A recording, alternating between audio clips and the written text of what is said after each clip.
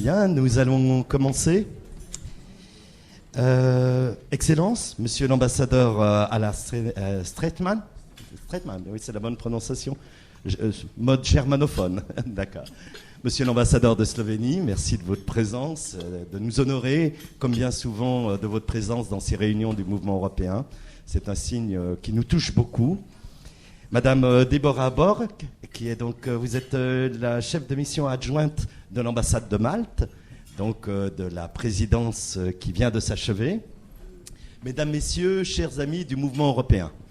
Alors, c'est pour moi, comme toujours, un plaisir et un honneur d'ouvrir ces petits déjeuners qui sont organisés donc maintenant systématiquement ici au Sénat par le mouvement européen à chaque changement de présidence du Conseil européen. Je voudrais tout d'abord excuser Yves Bertoncini, président du mouvement européen en France, qui ne peut être parmi nous aujourd'hui puisqu'il est actuellement en déplacement à Londres. Et on sait qu'il y a une actualité forte, importante et malheureusement longue, au moins pour 2 ans, avec la Grande-Bretagne. Donc je suis André Gatonin, je suis sénateur des Hauts-de-Seine et je suis vice-président de la Commission des Affaires européennes du Sénat et accessoirement membre du bureau du mouvement européen. Donc c'est vraiment encore un plaisir de vous voir aussi nombreux, surtout par le temps que nous avons. Alors on dit toujours au mouvement européen, il faut se mouiller pour l'Europe. Mais alors là, c'est pas au sens figuré, c'est au sens réel. Je vois qu'on a tous une certaine humidité et je vous remercie encore d'être arrivés jusqu'à nous parce que il y a un certain nombre de transports qui fonctionnent assez mal. Alors peut-être en préambule à ce débat que nous allons avoir avec la représentante de l'ambassade de Malte et puis avec monsieur l'ambassadeur d'Estonie, peut-être quelques mots sur la situation européenne parce que nous le savons tous, l'Europe traverse actuellement une zone de turbulence délicate, de turbulence au pluriel. Nous sommes à la croisée de crises multiples. Il y a bien sûr le Brexit et ça, au-delà des agendas qui avaient été prévus pour chacune des présidences du Conseil, eh bien, c'est devenu finalement le sujet numéro 1 et ça risque de l'être tout au cours du mandat exercé par votre pays, monsieur l'ambassadeur. Nous avons toujours aussi les difficultés concernant les crises, la crise migratoire, les questions de sécurité intérieure et extérieure, avec bien sûr toujours les questions de terrorisme. Et puis aussi, on l'oublie souvent, mais ça a été rappelé récemment, la crise du libre-échangisme, entre un développement de plus en plus bilatéral au détriment du multilatéral, la volonté moins des Européens, mais que de nos grands partenaires internationaux, tantôt de tomber dans une concurrence totalement débridée au détriment, je dirais, des équilibres du fonctionnement du marché, tantôt le repli sur soi, la volonté de fermeture des frontières. Et effectivement, ces défis sont d'importance et ils structurent aujourd'hui les enjeux. Alors ça n'aura échappé à personne, effectivement, il y a eu le Brexit, mais nous avons eu une série d'élections dans différents pays en Europe, celles de les présidentielles autrichiennes qui ont marqué un coup d'arrêt de la montée du populisme d'extrême droite, les élections néerlandaises qui là aussi ont bloqué la montée de l'extrême droite dans le pays, et puis les élections françaises présidentielles. Tout ça fait que dans cette situation multicrise, perturbée, inquiète que peut avoir l'Europe, il y a quand même un sentiment et des signes, des prémices d'une réaction européenne. Et je dis, la fierté européenne, c'est important parce que surtout en France, nous les pro-européens, nous en avons beaucoup souffert ces dernières années, depuis certains référendums délicats. Dans les médias, il était de plus en plus difficile d'entendre parler d'Europe. Et puis, depuis 2 mois, je dirais, il y a une dynamique européenne qui se crée, la relance du couple franco-allemand, mais aussi la volonté affirmée du nouveau gouvernement d'agir pour l'Europe et pour une Europe meilleure, renforcée et en même temps qui protège, est quelque chose qu'il faut lire comme, je dirais, un signe positif. Nous attendons bien sûr ce qui va se passer avec les élections à l'automne en Allemagne, mais disons que nous n'avons pas trop d'inquiétude à ce sujet. Et puis nous aurons probablement dans les mois qui viennent aussi 2 autres grands pays européens, l'Italie, mais également l'Espagne, qui passeront aux urnes. Sur cette base recomposée, on peut espérer effectivement, une fois que ce cycle d'élections, et surtout si ce cycle se traduit par des résultats positifs, avoir la possibilité de redonner véritablement force à un projet européen post-Brexit, et ça, c'est absolument nécessaire. Donc très rapidement, il y a eu la présidence maltaise qui s'est achevée au 30 juin. C'est la première fois que Malte remplissait, je crois, ce rôle de présidence. Dans le contexte qu'on a dit européen tendu, de crise migratoire et du Brexit, et un contexte aussi national qui a été compliqué avec l'affaire des Panama Papers. Il s'est passé néanmoins des choses importantes dans cette présidence, et je crois que vous y reviendrez, Madame Borg, concernant la relance des règles européennes en matière d'anti-dumping. Tout ça a été posé effectivement principalement par la question de l'évolution demandée par la Chine de son statut au sein de l'EMC, sa volonté d'être considérée comme une économie de marché, en dépit du fait qu'on ait quand même quelques doutes sur le fait qu'elle le soit. Et donc, de nouveaux instruments sont en cours d'élaboration, effectivement, pour préserver notre grand marché unique, le plus grand marché commercial au monde, de velléités et de tentatives de dumping pour pénétrer ce marché avec les risques conséquents que cela peut avoir sur notre industrie et notre emploi. Et puis, autre aspect important, grande avancée concernant le parquet européen indépendant. C'est un sujet éminemment important. Je ne suis pas très fier parce que le Sénat, la Commission des affaires européennes du Sénat, était pas très favorable à ce parquet européen. Je le dis, je suis le seul membre à m'être opposé et à avoir voulu conserver un parquet européen dirigé par un juge unique et non pas une collégialité comme le réclamaient certains de mes collègues, parce que je crois que si nous voulons avancer en matière européenne, ce n'est pas en faisant des organisations et des systèmes trop multinationaux, parce qu'on risque de paralyser quelque chose qui est absolument essentiel aujourd'hui dans la lutte contre le terrorisme, mais plus généralement dans la lutte contre toutes les criminalités transnationales qui se développent. Alors, nous passons, et là, bien sûr, Madame Borg reviendra dans un instant un peu sur ses conclusions, sa vision de ce qui s'est passé durant cette présidence. Et puis, depuis le 1er juillet, comme chacun sait, c'est l'Estonie donc, qui préside de manière tournante le Conseil de l'Union européenne. Là aussi, beaucoup de sujets sont sur l'ouvrage, sur la table de travail. Le Brexit toujours, mais le dossier migratoire, avec, on l'a vu quand même, des menaces de sanctions de la part de l'Union européenne ces dernières semaines à l'égard de certains pays, notamment essentiellement les pays de Visegrad, qui refusent la répartition des quotas de migrants et de réfugiés surtout. Le dossier épineux qu'on évoquera peut-être, celui des travailleurs détachés, puisque à l'initiative de la France, il y a une volonté de réguler davantage cette disposition qui avait été prise par l'Union européenne. Et puis, il y a tous les enjeux, mais ça, je laisserai à monsieur l'ambassadeur l'honneur de présenter les grandes lignes phares de la présidence estonienne. Pays qu'on connaît très peu, mais dont on parle de plus en plus. C'est ce que je disais à l'ambassadeur. Quand vous regardez, vous tapez Estonie sur Google News, excusez-moi de faire de la publicité pour cette plateforme, on voit qu'il y a un grand nombre d'articles qui ont été publiés ces derniers jours parce qu'effectivement, la très grande avancée, la très grande expérience en matière de numérique de l'Estonie fait des envieux. Pas plus tard que la semaine passée, le Premier ministre français, M. Édouard Philippe, à la fois dans son discours de politique générale à l'Assemblée nationale, puis au Sénat, a cité explicitement l'Estonie comme un exemple en matière de gestion administrative rationalisée à travers le numérique. Des initiatives de e-citoyenneté qui se sont développées. Et puis l'Estonie est coupure de courant. Ou c'est simplement peut-être la lumière qui s'est éteinte. L'Estonie est aussi un pays absolument essentiel en matière de cyberdéfense et de cybersécurité. On l'a vu, moi il se trouve que c'est un sujet que je travaille tout particulièrement puisque je suis chargé de ces questions à la Commission des Affaires européennes du Sénat, mais les attaques que nous avons eues, qui ne sont pas simplement des attaques de blocage, comme on dit, de déni d'accès, mais désormais de ce qu'on appelle de ransomware, ou de rançongiciel, où des sociétés, des particuliers sont attaqués, sont pris en otage. Tout ça est un risque majeur de déstabilisation de nos économies, de nos fonctionnements administratifs.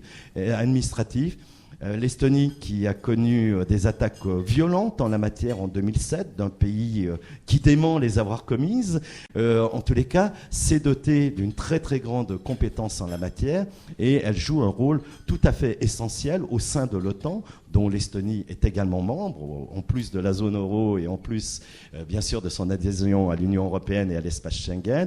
Elle joue un rôle tout à fait essentiel en matière de cyberdéfense au sein de l'OTAN. Et je pense que nous avons là matière aussi à aller plus loin et à discuter avec Monsieur l'ambassadeur.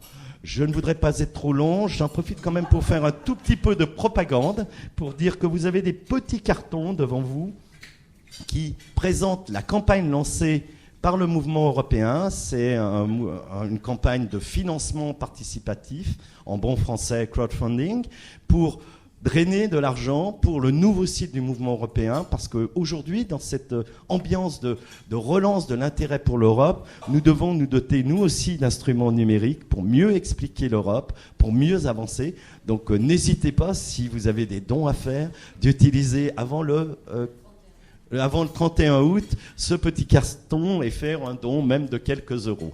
Enfin, pour terminer, je rappellerai qu'il va y avoir d'autres événements, mais on y reviendra peut-être en fin de déjeuner. Je demanderai à Dominica, que je remercie, qui est notre secrétaire générale du mouvement européen France, toujours très active. Il y a tout un tas d'initiatives du mouvement européen. Je vais passer à présent la parole à Madame Deborah Borg, qui va nous faire son bilan, sa vision de la présidence maltaise. Je vous remercie.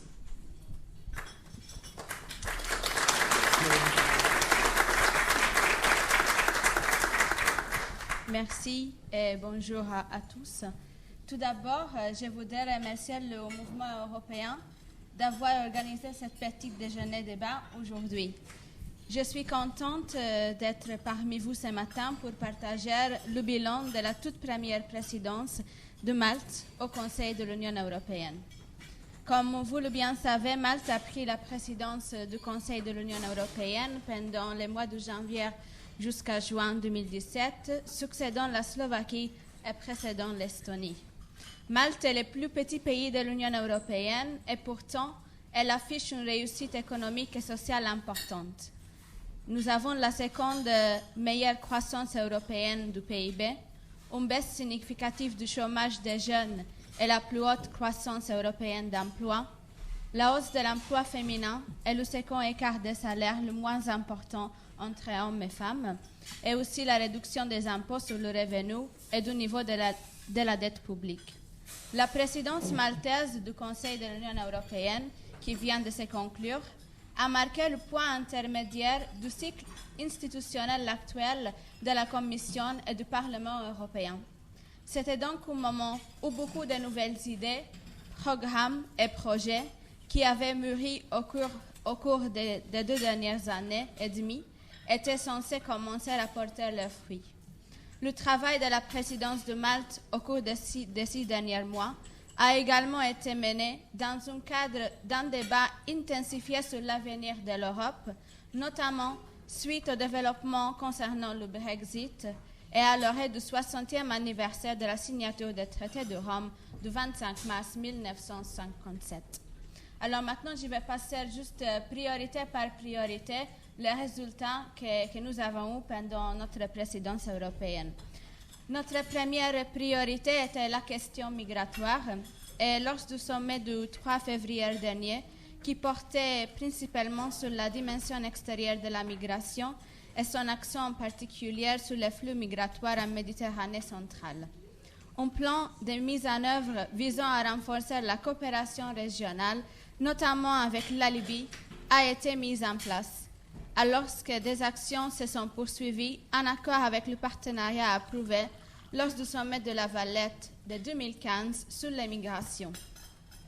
Au fur et à mesure que la présidence s'est déroulée, nous avons réussi à avancer sur les dossiers relatifs à l'approche globale de l'Union européenne en matière de migration, y compris la réforme du système européen commun d'asile et une gestion efficace des frontières extérieures. Il est maintenant reconnu que le système révisé d'asile de l'Union européenne doit trouver le juste équilibre entre la responsabilité et la solidarité, qui l'on doit assurer la résilience aux crises futures. Et maintenant aussi, on a vu aussi les événements très récents qui ont nous montré en effet le fait que plus en plus de travail est nécessaire pour trouver une réponse solide et véritablement européenne pour cette crise migratoire. La deuxième priorité pour nous était le marché unique. Comme vous le bien savez, plusieurs règlements, directives et décisions ont été convenus pour améliorer la portée et la fonction du marché unique et avoir un impact positif direct sur la vie des citoyens de l'Union européenne. Ceci couvrait les domaines de l'économie numérique, de l'énergie et du changement climatique, la protection des consommateurs, les marchés financiers et les services financiers, entre autres. Pour exemple, tirer les meilleures parties du marché unique en supprimant la discrimination et en développant le marché unique numérique. Nous avons aussi, pendant la présidence, eu la fin des frais d'itinérance et la fin des limités à la portabilité transfrontalière des contenus en ligne comme des films, musique et e-books. La troisième priorité pour nous était la sécurité. Sur la base des travaux de la présidence précédente slovaque, un règlement modifiant les codes des frontières de Schengen pour renforcer les contrôles de base des données pertinentes aux frontières extérieures a été adopté. Le Conseil a également défini sa position concernant les propositions d'un système de sortie et d'entrée et d'un système européen informatique d'autorisation des voyages. Une approche générale du Conseil a été adoptée sur une proposition de directive sur la lutte de blanchissement d'argent par le droit pénal.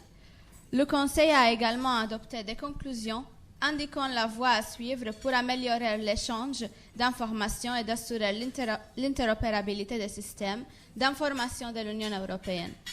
Le Conseil a également adopté des conclusions générales sur la sécurité et la défense dans le cadre de la stratégie mondiale de l'Union européenne. L'accord en Conseil sur la directive sur la lutte de la fraude à l'intérêt financier de l'Union européenne a ouvert la voie à la participation des 19 États membres dans le cadre d'une coopération renforcée pour la création du parquet européen. La quatrième priorité était l'inclusion sociale. Dans le domaine de la politique et l'inclusion sociale, Malte attache une grande importance à l'objectif commun d'une Europe plus inclusive et juste. Nous avons mené les travaux pour finaliser un accord au niveau de l'Union européenne relatif à deux accords internationaux, le traité de Marrakech et la Convention d'Istanbul contre la lutte contre la violence à l'égard des femmes.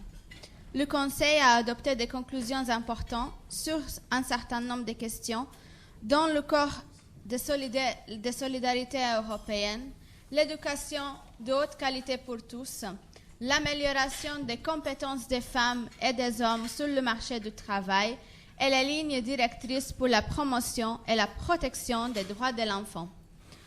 Au cours de la deuxième moitié de notre présidence, nous avons commencé à examiner une proposition de la Commission pour le pilier européen des droits sociaux, qui fera partie des préparatifs du sommet social qui se tiendra en Suède en novembre. Par ailleurs, le travail sur les questions LGBTIQ était salué par le vice-président du Parlement européen. La cinquième priorité était le voisinage européen. Le voisinage européen était aussi une priorité pour la présidence maltaise. Pendant la présidence maltaise, les efforts ont été concentrés sur la stabilisation de son voisinage dans le cadre de la politique européenne du voisinage et de la stratégie globale d'action. Étant un État au plein cœur de la Méditerranée, Malte a donné une attention toute particulière aux pays du voisinage méridional de l'Union européenne, avec une mention spéciale pour la Libye lors du sommet de Malte du 3 février 2017. Malte a aussi poursuivi le maintien de la coopération dans le cadre du voisinage oriental. La sixième et dernière priorité pendant la présidence maltaise était la politique maritime. La politique maritime était un autre domaine de priorité important pour la présidence maltaise. Un accord a été conclu sur un certain nombre de dossiers concernant les services portuaires, les règles et les normes de sécurité des navires de passagers, sur l'enregistrement des personnes naviguant à bord des navires à passagers opérant à destination ou en provenance des ports des États membres de la communauté. Des succès ont également été réalisés sur un certain nombre de dossiers de pêche, y compris la signature de déclaration Medfish Forever de Malte. Cette déclaration internationale établit un plan décennal visant à amener les stocks de poissons méditerranéens à niveau de durabilité. Le Conseil a adopté les conclusions sur la gouvernance internationale de l'océan et sur les priorités de la politique européenne de transport maritime jusqu'à 2020. Voilà, c'était un petit tour sur nos résultats pendant les 6 mois passés. Et encore une fois, je vous remercie chaleureusement de l'organisation de cette petite déjeuner débat.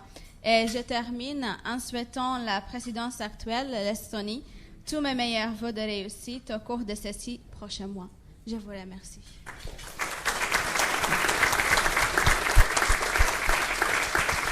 Merci Madame Borg. Je vais passer alors, on fera un système de questions. Vous allez avoir des petits cartons qui vous ont été distribués. On va essayer de gérer le mieux possible parce que les fois précédentes, il y a tellement de questions qu'on ne peut pas poser toutes les questions. Donc essayez de poser une seule question et puis de manière relativement synthétique pour qu'on puisse répondre au mieux. Donc je vais passer à présent la parole à son Excellence l'ambassadeur Streitmann qui va nous présenter donc la présidence slovène qui a débuté ce 1er juillet. Estonienne, pardon, je pensais, excusez-moi, estonienne qui a débuté. La Slovénie arrive aussi. Merci, Monsieur le Président, chers collègues slovènes et maltaises, chers amis européens. Alors, je vais essayer faire une brève introduction sur la présidence d'Estonie et répondre après à vos questions. Mais avant ça, permettez-moi de dire quelques mots sur l'Estonie en général. Je ne sais pas combien parmi vous ont été visiter l'Estonie. Qui a été là? Oui, il y a quelques membres ici. Alors, je vous recommande fortement de profiter de cette occasion.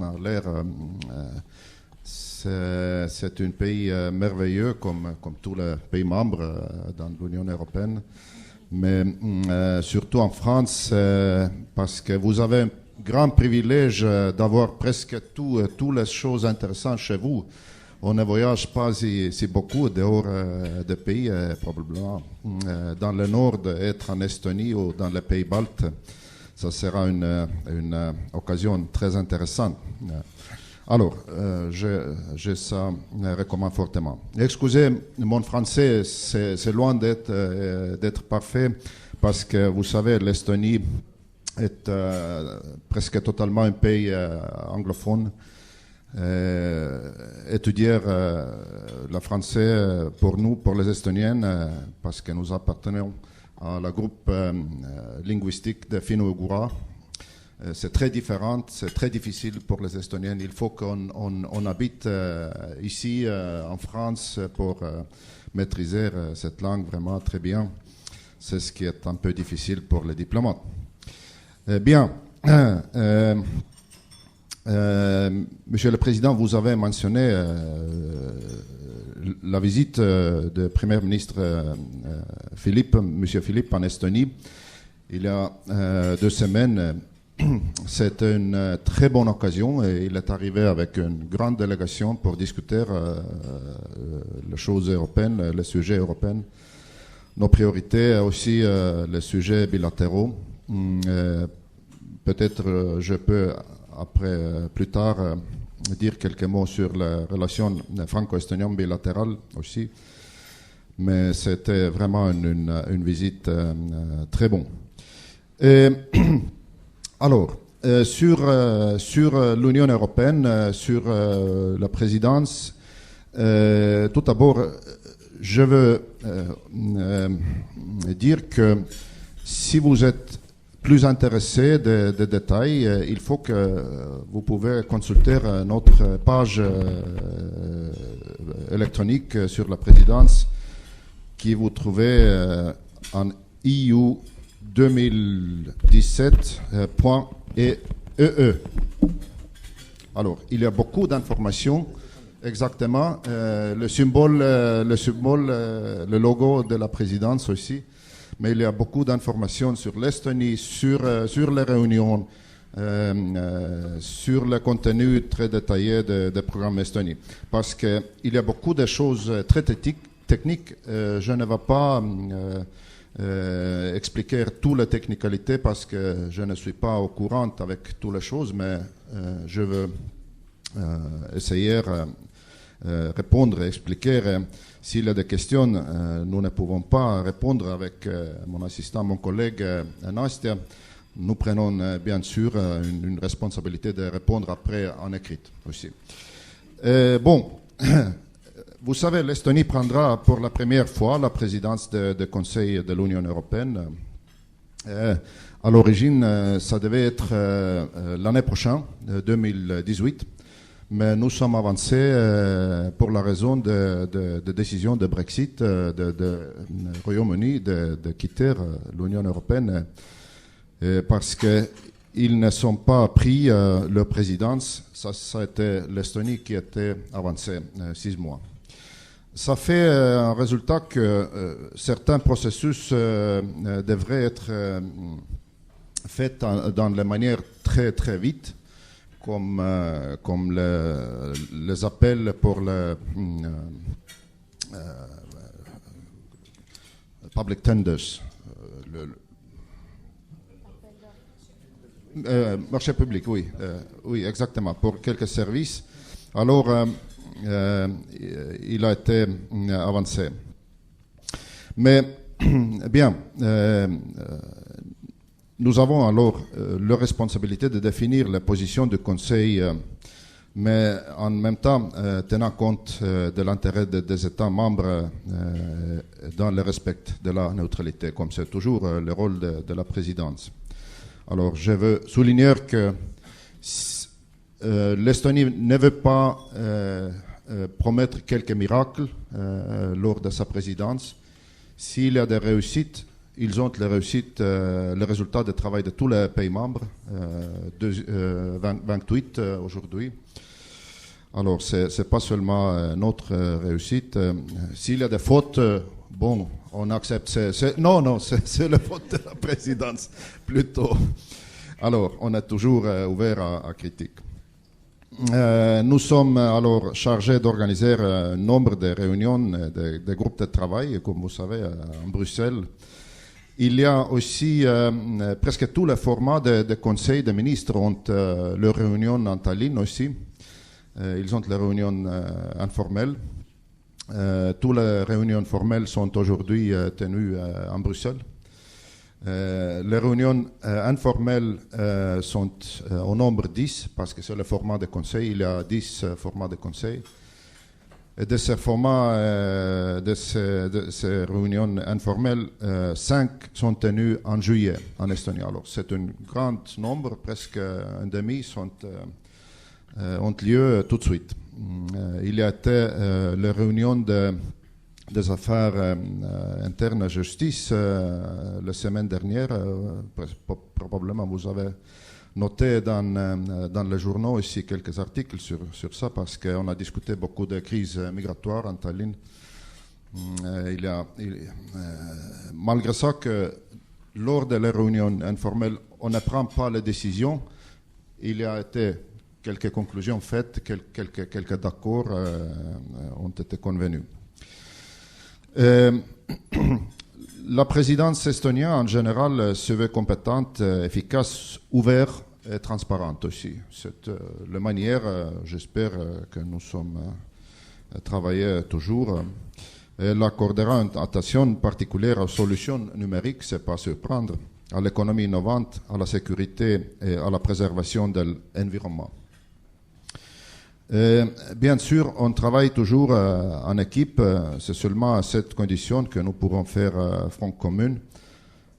On peut relever tous les défis avec succès, exploiter au maximum de toutes les possibilités.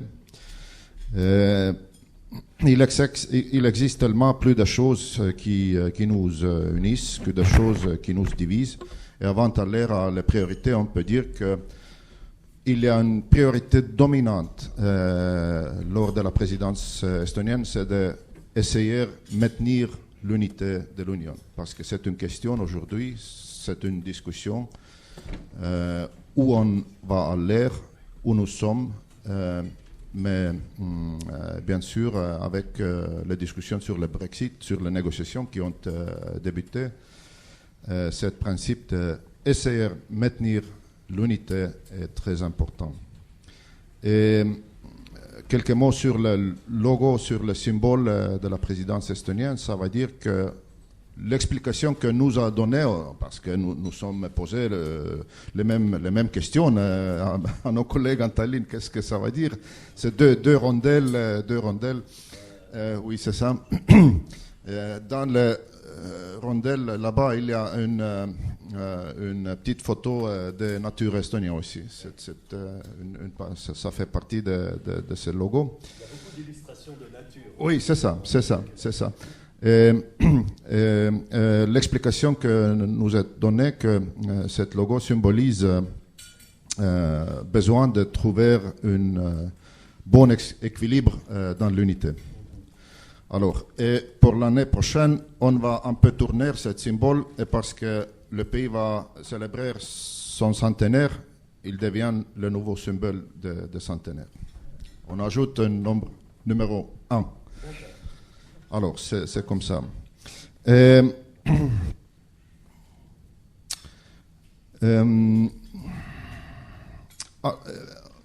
Bien.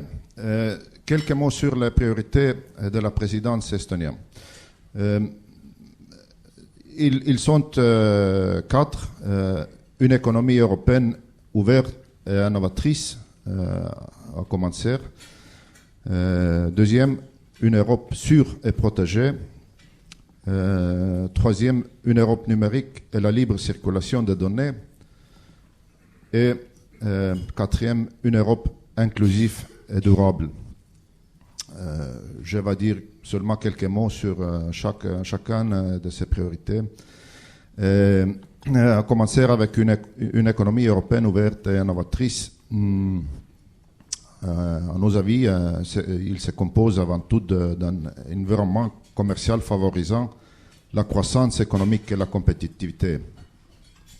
Et à cette fin, nous appliquerons pour la première, la protection et la promotion des 4 libertés fondamentales de l'Union européenne. La libre circulation des biens, des personnes, des services et des capitaux. Parce que c'est parfois, on a oublié que c'est la base de l'Union européenne. Il faut qu'on se rappelle parfois et on va se travailler avec ces principes. Deuxième, assurer que la prestation de services et la création des entreprises dans l'Union soit aussi facile que possible, ainsi que promouvoir l'avancement des négociations commerciales. C'est un principe, prestation de services, c'est bien sûr un sujet assez délicat qui a provoqué beaucoup de discussions et il faut qu'on discute franchement qui sont les problèmes et dans quelle manière on peut avancer.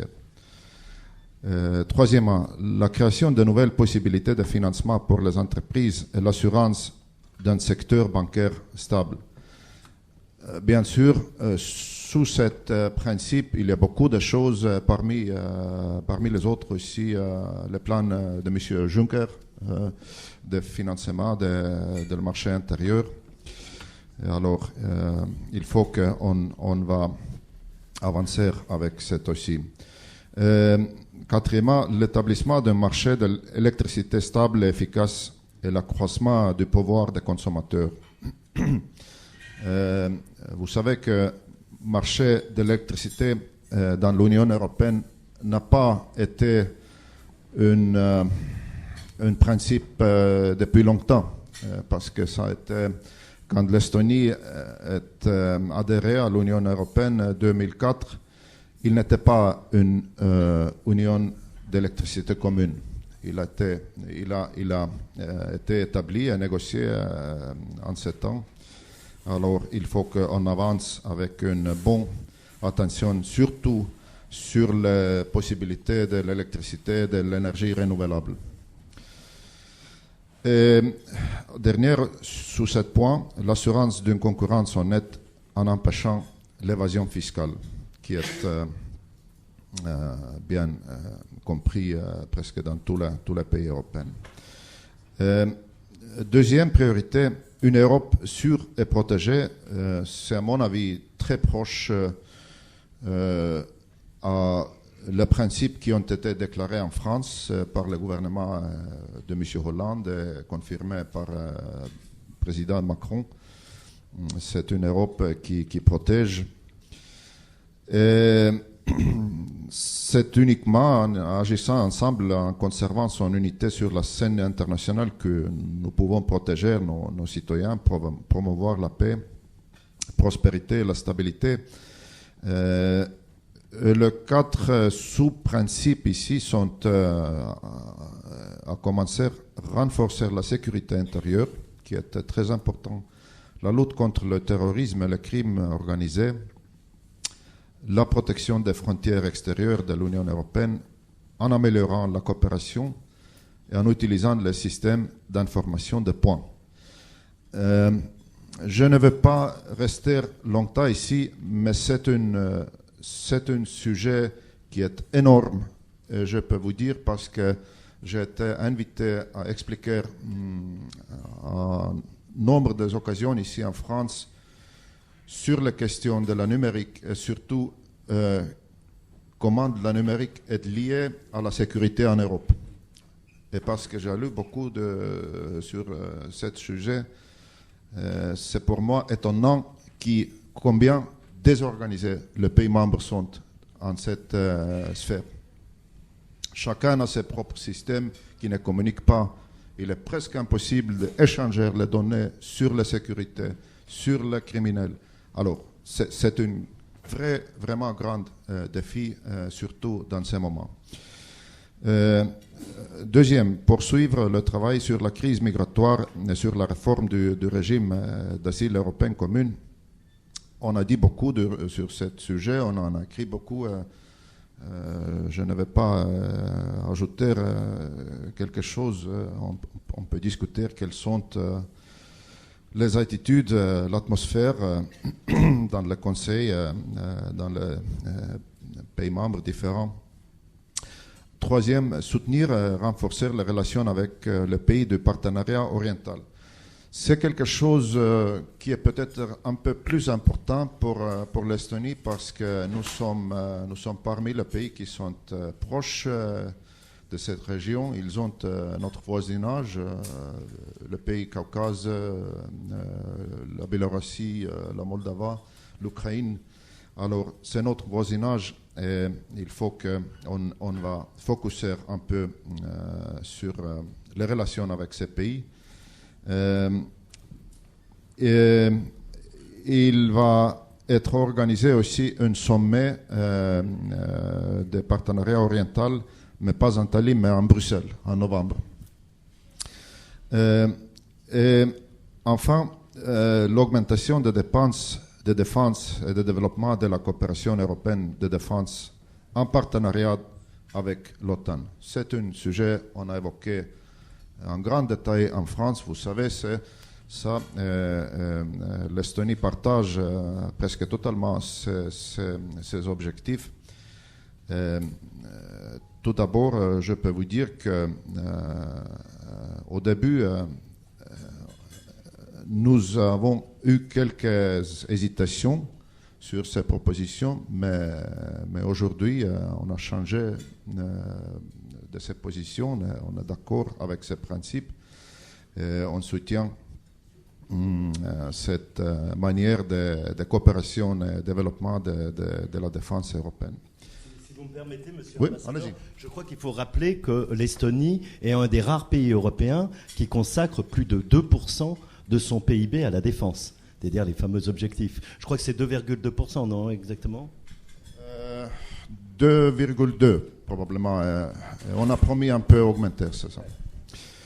Alors, troisième, une Europe numérique, la libre circulation des données, c'est probablement le sujet plus estonien parmi nos priorités. Bien sûr, on peut dire que le pays est très très avancé dans le numérique.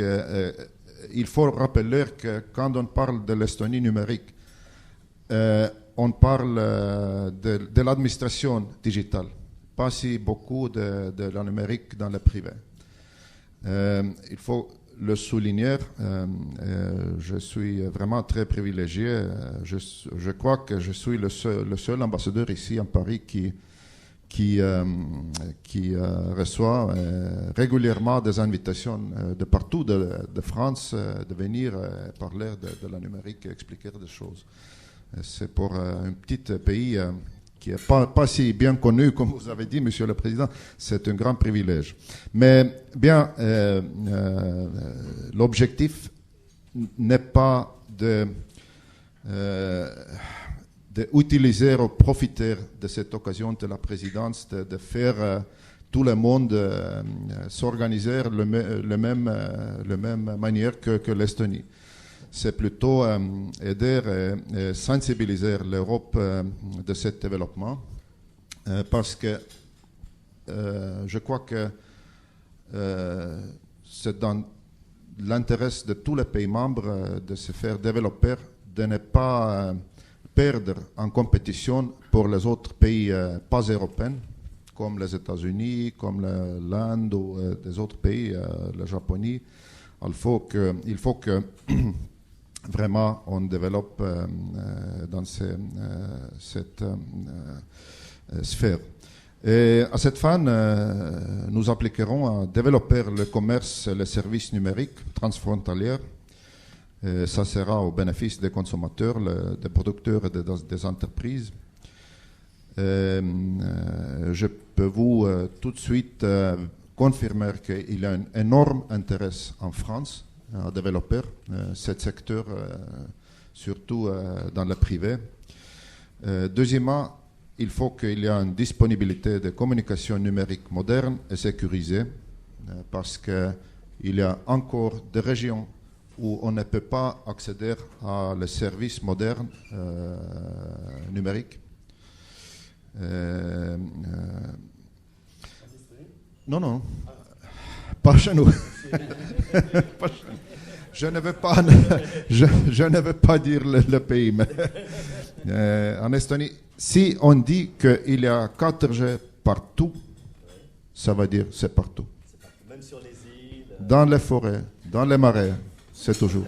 Et c'est vraiment comme ça. Troisièmement, l'avancement des services publics numériques transfrontaliers pour faciliter les affaires quotidiennes. C'est une chose qu'il faut un peu expliquer parce qu'il y a beaucoup de services publics qui ne sont pas accessibles à la public, aux consommateurs. Il faut qu'on va améliorer cette possibilité en coopération. Et enfin, la quatrième priorité, c'est une Europe inclusive, durable.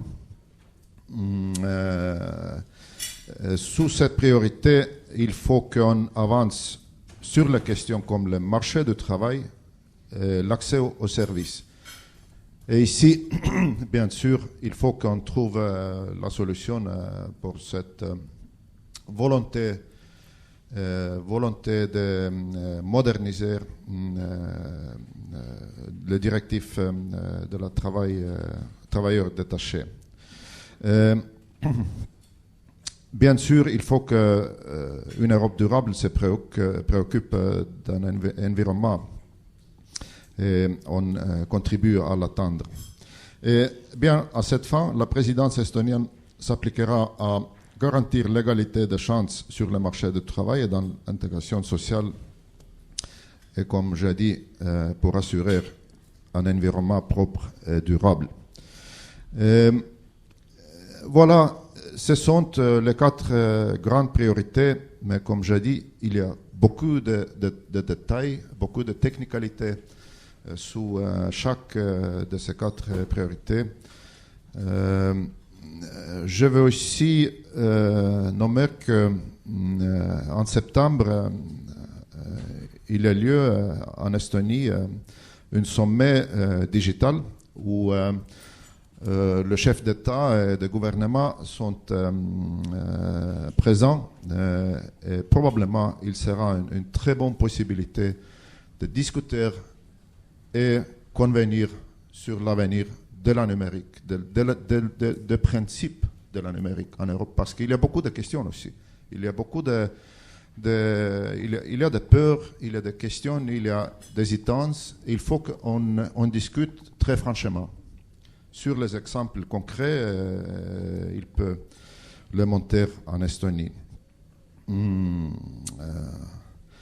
Bien sûr, il y a des autres sujets, outre les priorités.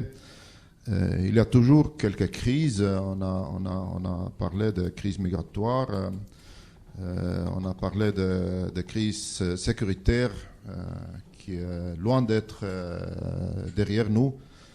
Il y a toujours le défi de la politique étrangère, les relations avec la Russie, avec les États-Unis. Il y a des élections, on a eu des élections ici en France, beaucoup de changements. Les élections en Allemagne à venir.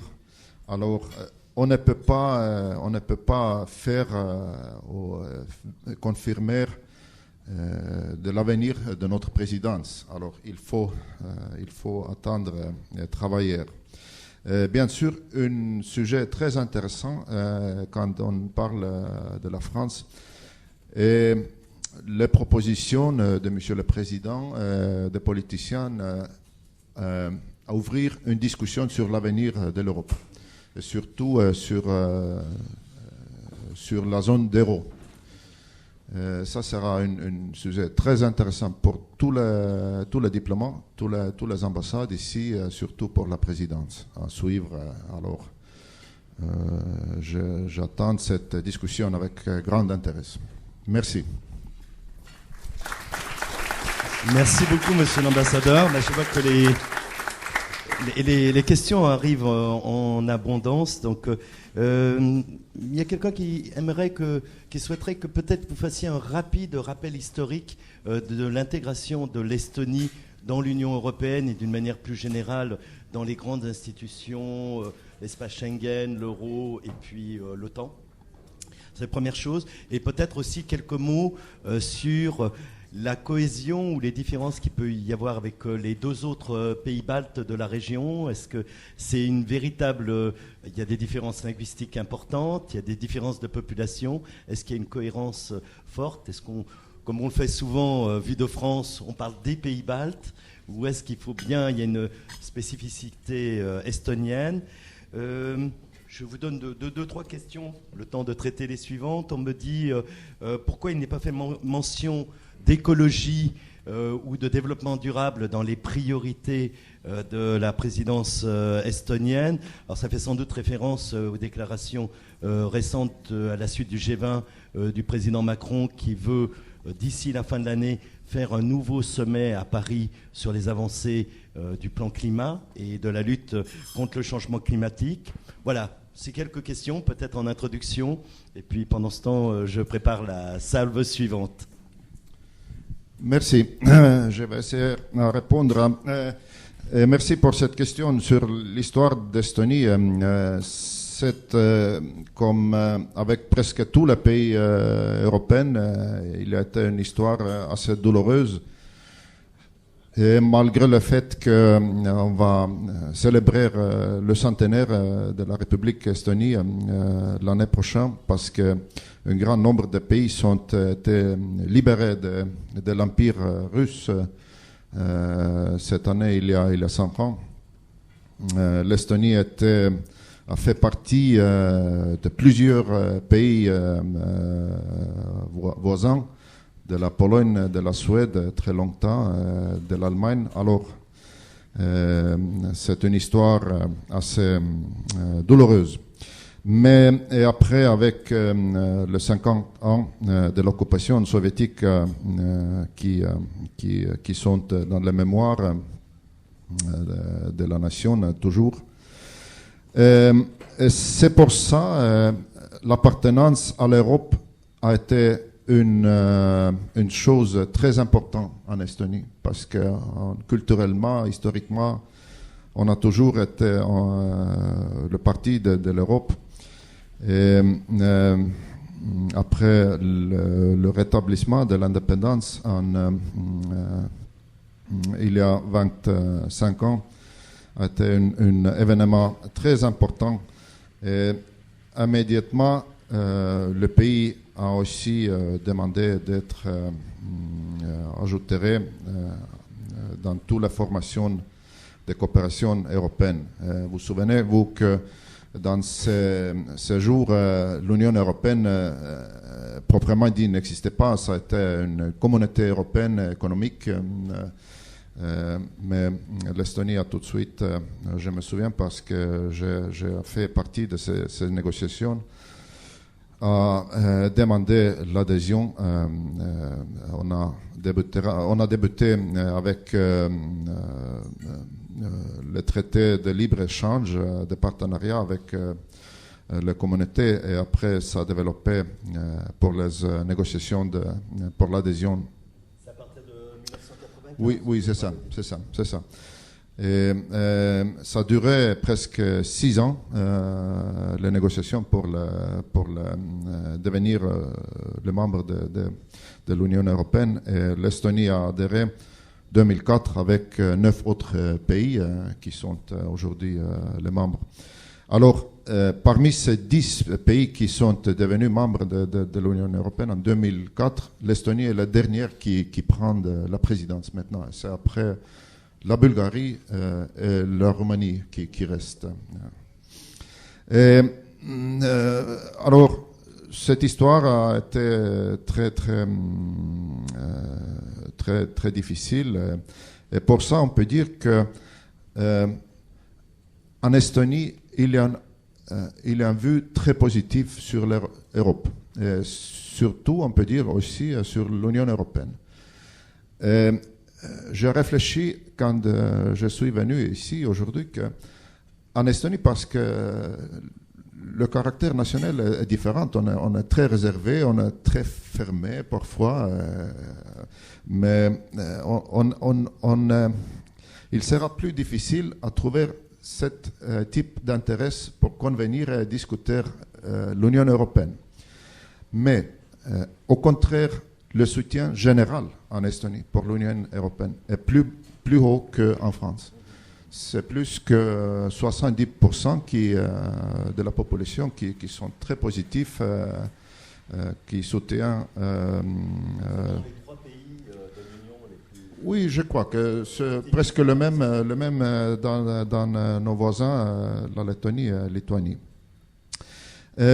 Sur la cohésion avec nos pays voisins, nous sommes bien sûr assez différents parce que l'histoire était différente. La Lituanie a fait partie d'un grand duché royaume de Lituanie et de Pologne. Il est pays catholique plutôt que l'Estonie. Lettonie sont les pays protestants par la religion. Mais l'occupation soviétique a changé beaucoup et tous les 3 pays sont très unis en sensibilisation de questions de sécurité, de questions de faire l'union contre toutes les agressions, quelle manière de type en Europe. Et pour ça, on a été très critique sur la question de la guerre en Ukraine, parce que c'est proche à la frontière estonienne. L'écologie, c'est quelque chose parce que ça fait partie de notre symbole de la présidence aussi. L'écologie a toujours eu une partie très spéciale en Estonie parce que le pays est couvert avec beaucoup de forêts. Il est un pays avec une longue frontalière maritime. Alors, les relations des Estoniens avec la nature ont toujours été très très proches. On peut dire qu'en Estonie, quelquefois on dit que on n'est pas si religieux, mais on a foi dans la nature. Oui, quelque chose comme ça. Alors, c'est une chose très importante. D'autre côté, il y a toujours été un problème écologique pour l'Estonie très spécifique parce que nous produisons toute notre électricité nous-mêmes. Nous n'importons pas l'électricité, nous sommes indépendants de cette manière, mais nous utilisons pour cet but une matière très spécifique qu'on trouve presque seulement en Estonie, quelques faux pays dans le monde. Il s'appelle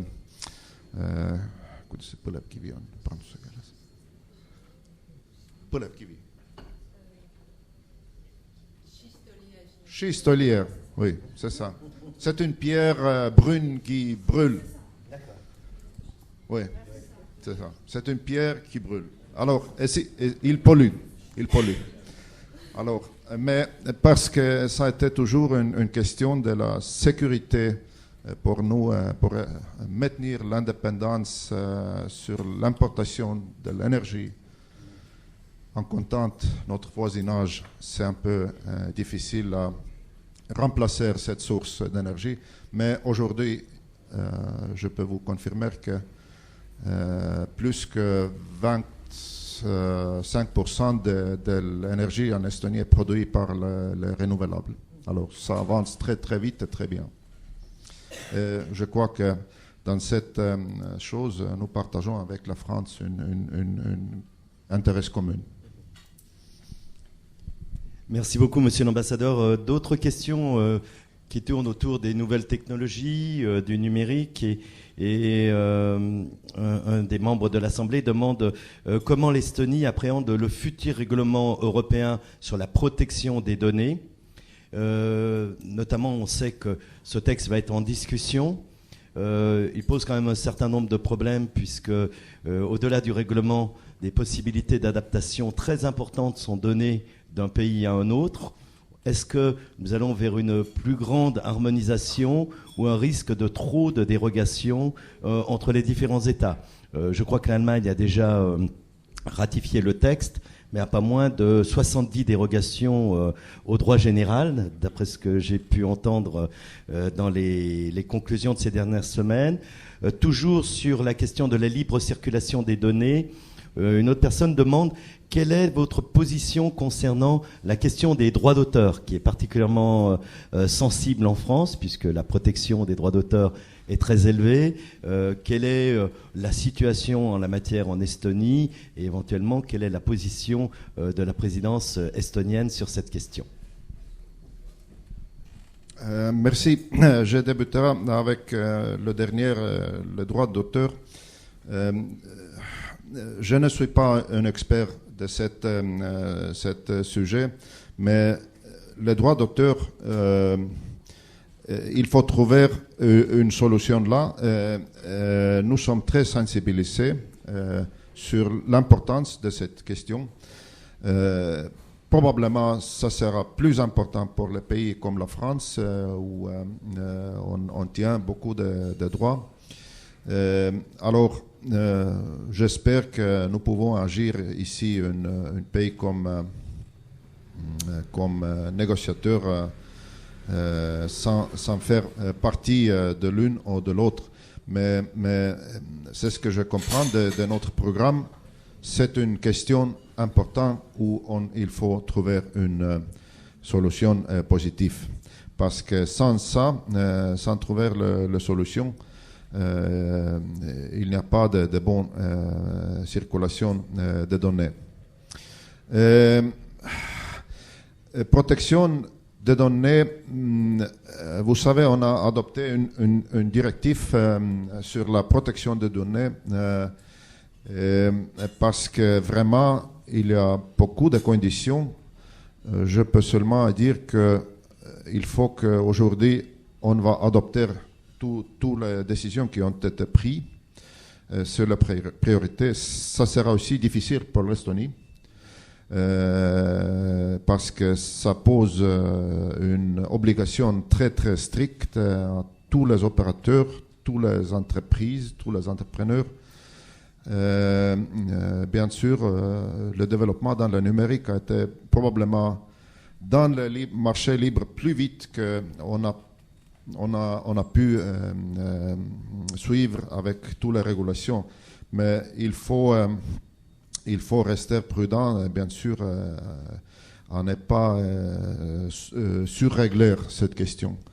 Alors, mais je crois qu'il y a des intérêts. Je peux renvoyer à vous une réponse écrite plus détaillée sur ça, parce que c'est une question très actuelle aujourd'hui. En complément, toujours une autre question. Je voudrais vous interroger concernant sur l'organisation des systèmes informatiques en Estonie, notamment pour la formation des jeunes, mais aussi la recherche d'emploi. On connaît assez peu. Il y a eu un taux de croissance impressionnant dans les années 2000 de l'Estonie. Il y a eu une période de crise avec la crise de 2008. Aujourd'hui, l'économie redémarre. Je crois que vous êtes à des taux de croissance assez impressionnants, je crois, de plus de 8%, non, je crois. Voilà.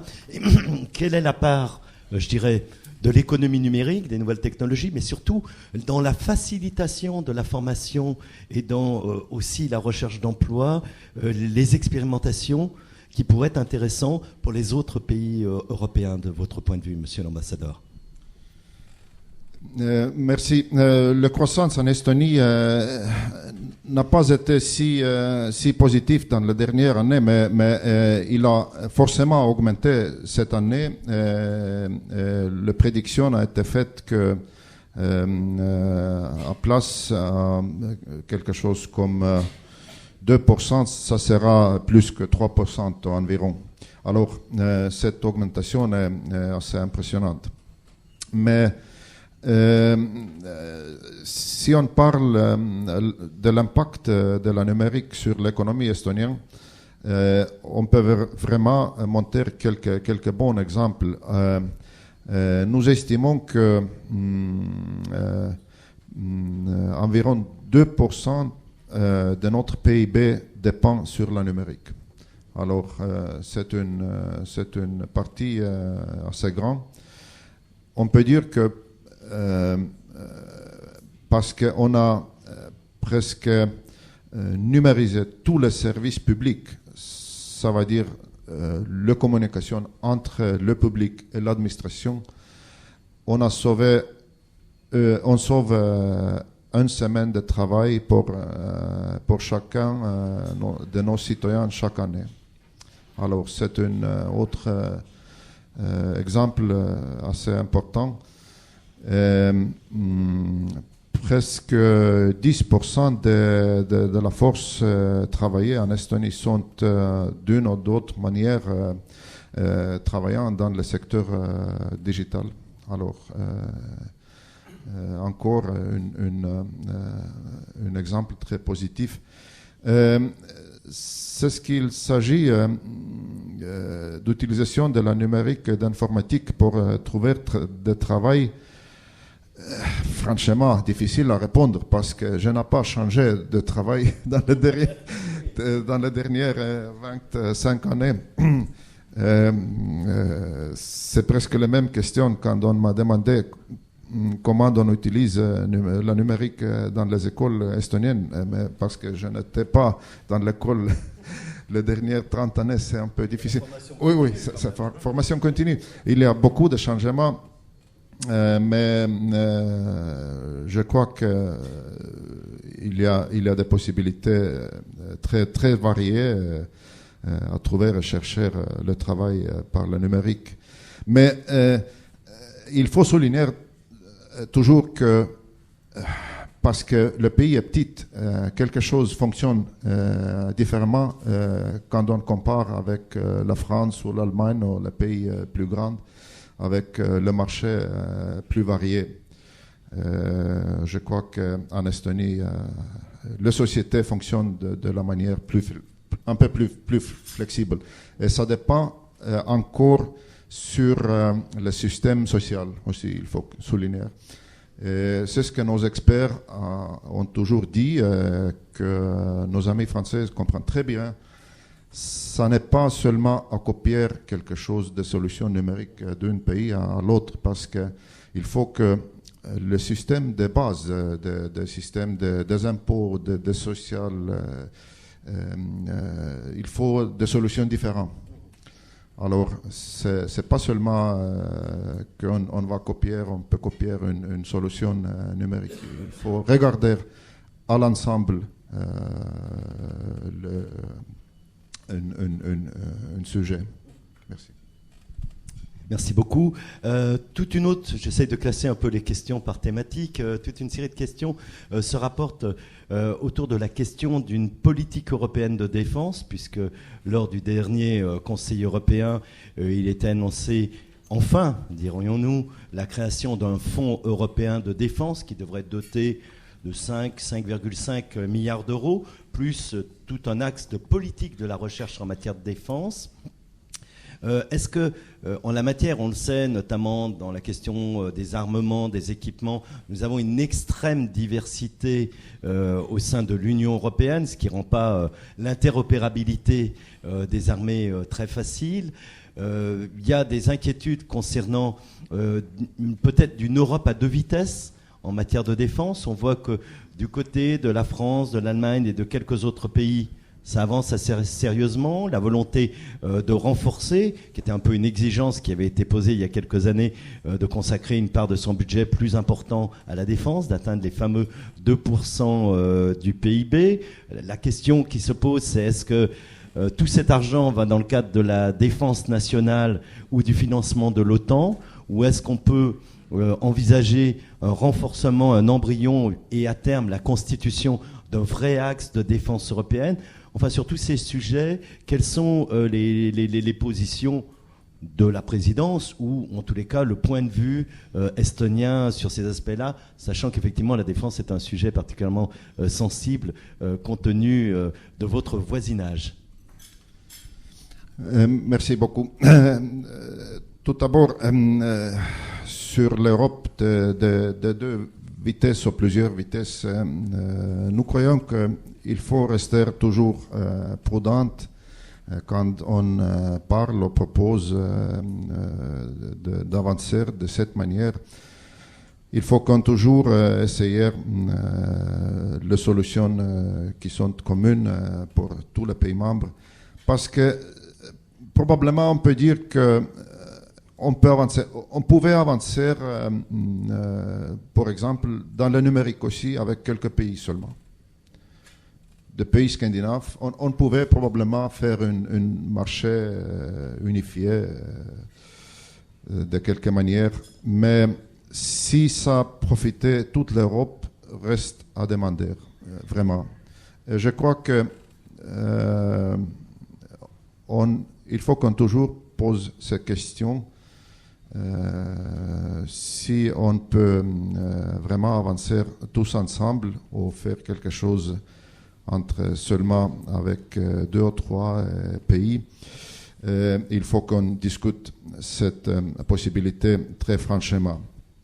C'est ce qu'il s'agit, politique de défense européenne, c'est une développement des derniers mois de l'année qui a été proposé Et des points de vue d'Estonie, je crois que plusieurs autres pays aussi, parce que on a discuté l'Europe de défense depuis des années. Et on ne pouvait pas, on n'a pas décidé d'avancer avec ça parce qu'on a toujours fait la confiance à la sécurité garantie par l'OTAN. Et nous croyons toujours que la fondation de la sécurité de l'Europe, ça reste avec l'OTAN. C'est un principe très simple, très concret.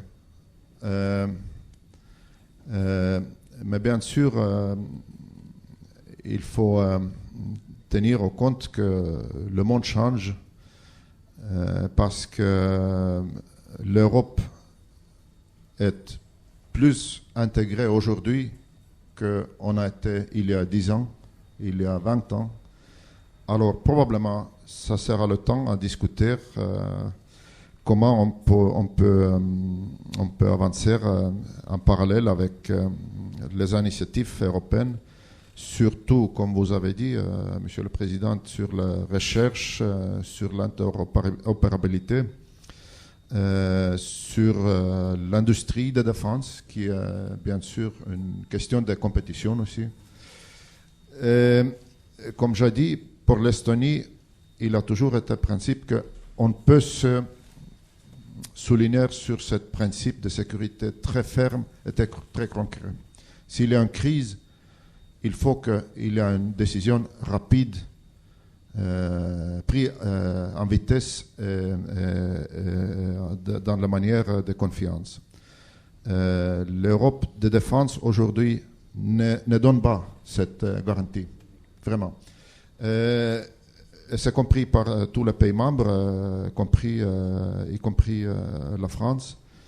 Et c'est pour ça qu'on a décidé d'avancer pas à pas avec les questions qui sont communes, comme l'investissement, la recherche, l'industrie. Honnêtement, je ne sais pas quel sera le résultat en fin de cette année. Mais comme je dis, c'est un projet qui avance pas à pas. Merci beaucoup. Peut-être en prolongement, et on glisse progressivement sur un autre sujet, mais vous l'avez déjà évoqué, à travers le marché de l'électricité, les énergies renouvelables. Un des grands dossiers qui est sur la table européenne actuellement est celui de l'Union de l'énergie. Je voudrais savoir un peu quelle est la position estonienne sur ce sujet. On sait qu'il y a quand même des polémiques qui existent concernant l'approvisionnement en gaz ou plus généralement en hydrocarbures. Vous êtes directement concerné par le projet Nord Stream 2, c'est-à-dire d'un gazéoduc qui contournerait l'Europe continentale passant de la Russie par le golfe de Finlande pour alimenter directement l'Allemagne, à des tarifs, semble-t-il, bien plus attractifs que celui proposé aux pays voisins. J'ai eu l'occasion de recevoir il y a 2 mois ici une importante délégation de parlementaires polonais. Ils étaient particulièrement, je dirais, tendus sur cette question. Comment voyez-vous aussi cette dimension d'une Europe de l'énergie, et notamment celle de l'indépendance énergétique du continent, et aussi celle de la cohérence et de la cohésion des sources d'approvisionnement, dans la mesure où nous ne sommes pas en mesure de garantir notre pleine autonomie énergétique? Merci. Avec le gazoduc Nord Stream, il y a une histoire qui... il faut qu'on explique un peu de cette histoire. Ça a commencé avec un peu de conflit ukrainien. Vous vous souvenez que la Russie a décidé de construire le Nord Stream 1 parce qu'on a voulu passer l'Ukraine. Alors, ça fait une partie de ce conflit, et je ne veux pas dire qui était le bon, qui était le mauvais, mais ça a été une partie de ce conflit. Nous avons toujours été en position et a dit que faire un autre gazoduc sera pas une question commerciale, mais une question politique. Et à notre avis, l'Europe ne profite pas de cette solution. Je ne sais pas, probablement, ce n'est pas si grand sujet pour la France qui n'importe pas si beaucoup de gaz de la Russie. Hein. Oui, mais pour quelques autres pays en Europe centrale, c'est une question assez importante. Alors, deuxième, il y a été la question de construire cet gazoduc par la mer Baltique. Tout de suite, les questions environnementales ont été évoquées en relation avec cette grande gazoduc, parce qu'il n'y avait pas si beaucoup de gazoducs similaires dans la mer Baltique, qui est très... il y a beaucoup de problèmes environnementaux avec la mer Baltique. Alors, beaucoup des organisations environnementales ont été très en alerte. Et troisièmement, malheureusement, il y a été question si cette gazoduc peuvent être utilisés comme un prétexte pour quelques provocations militaires. Il y a été quelqu'un, je ne me souviens pas, un militaire de haut grade en Russie qui a dit que le gazoduc sera protégé par le navire militaire de la Russie. Et alors, si cet gazoduc passe par de l'eau nationaux des pays de voisinage, ça serait, oui, exactement, ça posait des questions très provocantes de quelques conflits militaires. Alors, ces questions n'ont pas disparu, malheureusement. Les mêmes questions existent, on se pose, c'est pour ça on a toujours dit qu'il faut qu'on trouve quelques autres alternatives. Merci. Merci beaucoup. Une série de questions sur la question des travailleurs détachés que j'avais évoquée en introduction. Est-ce que vous pensez, face aux exigences, en tous les cas, à la volonté du président de la République française de renégocier, en tous les cas, de réguler davantage le statut des travailleurs détachés en Europe, en tous les cas le règlement qui en découle. Pensez-vous que l'Estonie sera en mesure, dans le cadre de sa présidence, d'apaiser les tensions sur cette question, de trouver quelques solutions, et la présidence estonienne a-t-elle un point de vue spécifique sur le sujet ? Merci. Cette question a été proche à la solution lors de la dernière conseil, lors de la présidence maltaise. Et franchement dit, ça a été la France qui a posé un nombre de nouvelles propositions qui n'étaient pas tout de suite acceptées par les autres pays membres. Et il ne s'agit pas seulement des pays de l'Est, il y a plusieurs autres pays voisins de la France aussi. Alors, ça a été un peu inattendu, mais en même temps, on a compris que pour la nouvelle administration en France, c'est une question très importante. Nous sommes très sensibilisés, par ça on a discuté plusieurs fois avec les collègues français les possibilités. Pour l'Estonie, la question n'est pas une, comment ça va dire, c'est pas une question d'importance critique. Nous croyons que nous pouvons agir comme un bon négociateur impartial entre la France et les autres pays pour trouver un compromis. Mais ça sera difficile. Mais c'est parmi de nos priorités pour trouver une solution pendant la présidence estonienne. Ça veut dire une décision en automne. J'espère que ça va comme ça. Mais je ne peux promettre des miracles. Oui, merci. Merci beaucoup. Toujours dans les positions par rapport à des avancées ou des suggestions du président de la République français, Emmanuel Macron, il y a cette question du déséquilibre des investissements, de l'idée de peut-être avoir un système de régulation et de contrôle des investissements en Europe, parce que effectivement on a des avancées, notamment pour pas le cacher, la Chine qui procède à des investissements plus ou moins directs.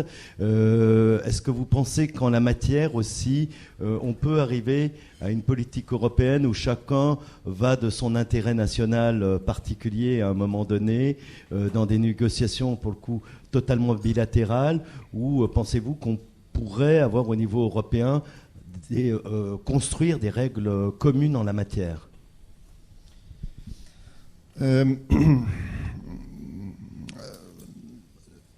En Estonie, nous sommes le pays qui ont favorisé plutôt un échange libéral avec nos partenariats. Partenaires dans le commerce, l'investissement, parce que l'Estonie est parmi les pays européens qui a accueilli probablement le plus grand nombre de l'investissement étranger. Alors, et ça a été une des fondations de notre bonne situation de notre économie. Mais bien sûr, on peut comprendre que les pays sont différents, ils ont des intérêts différents. Comme j'ai dit, le principe de l'Europe qui protège pas seulement dans les sphères sécurité, mais aussi dans les sphères d'économie, ça fait partie de nos priorités. Quel sera le compromis? Parce que cette proposition, il a été discuté il y a quelques années. C'est pas seulement la nouvelle administration française qui se souligne. On verra. Les propositions assez concrètes ont été faites par l'administration de M. Macron. Mais parce que la saison débutera vraiment en automne, je ne crois pas qu'il y a quelques discussions en cours tout de suite, des solutions qui nous trouvons très vite. Mais cette question de définir quelques secteurs de l'industrie qui ont besoin de protection, ces discussions sont là très longtemps.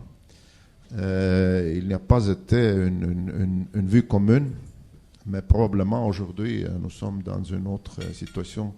Mais comme j'ai dit, encore, l'Estonie ne fait partie très fort. Nous n'avons pas une position très forte dans cette matière parce que nous avons profité très beaucoup de la situation d'ouvert de commerce, des investissements.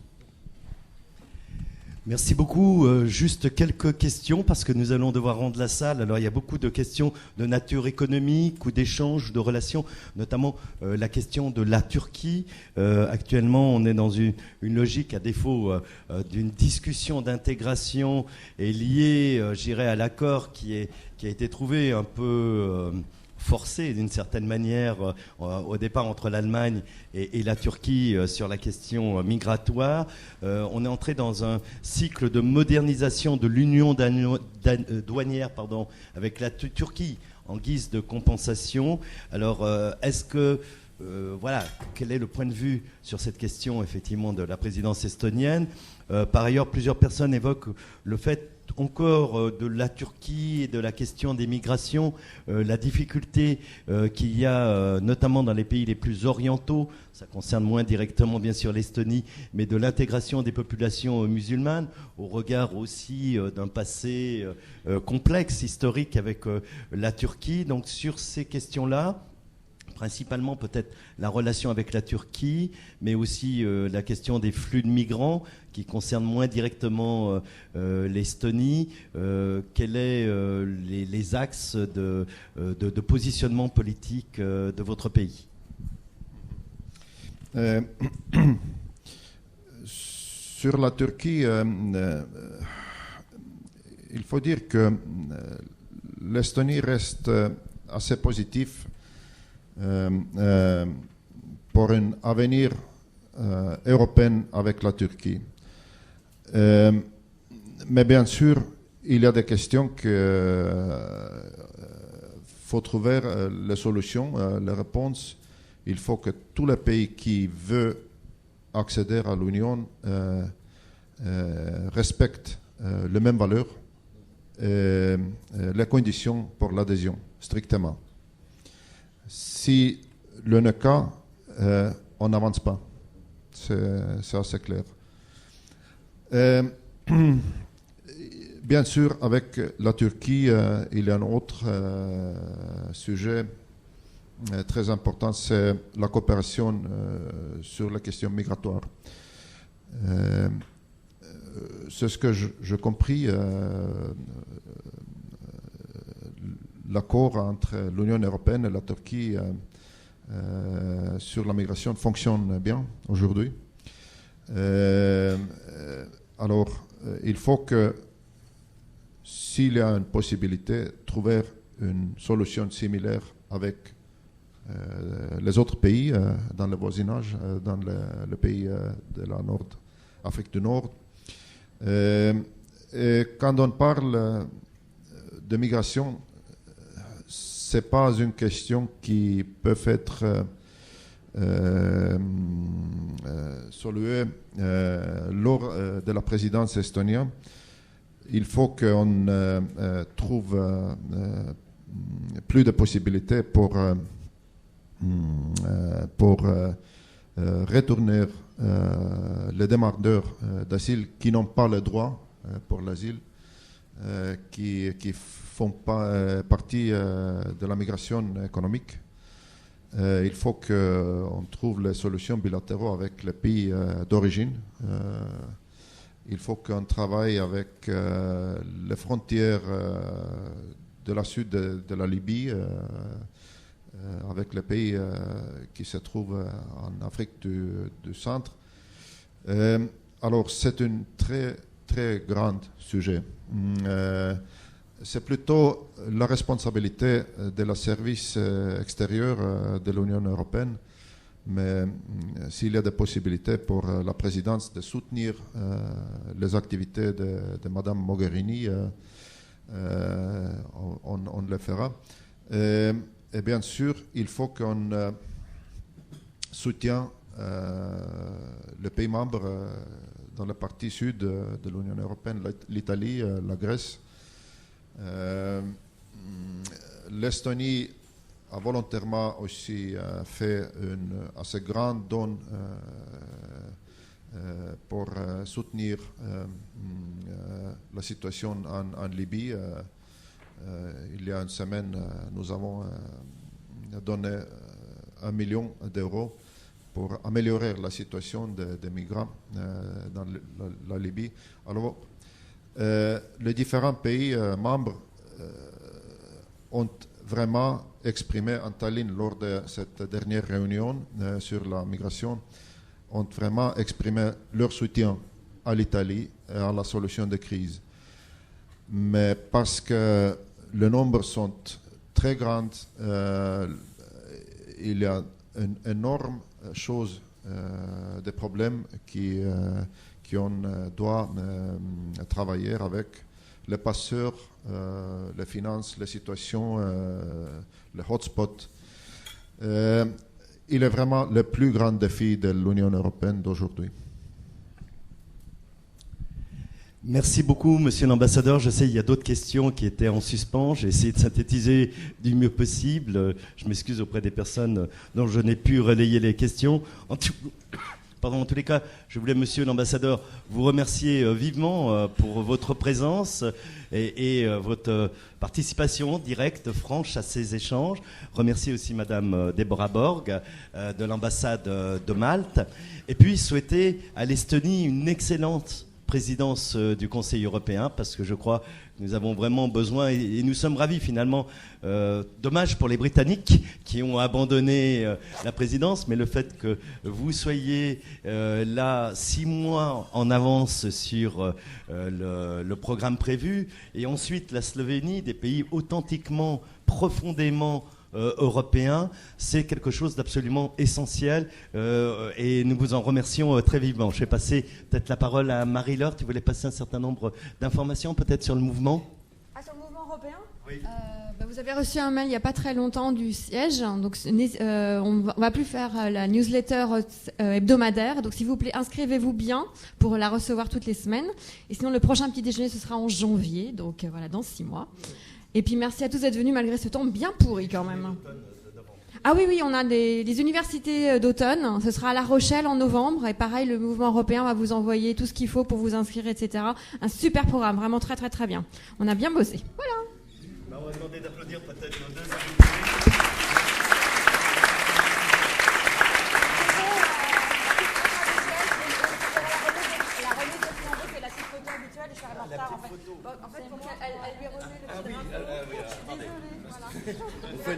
C'est la photo de remise. Le flambeau européen, voilà. Allez, super.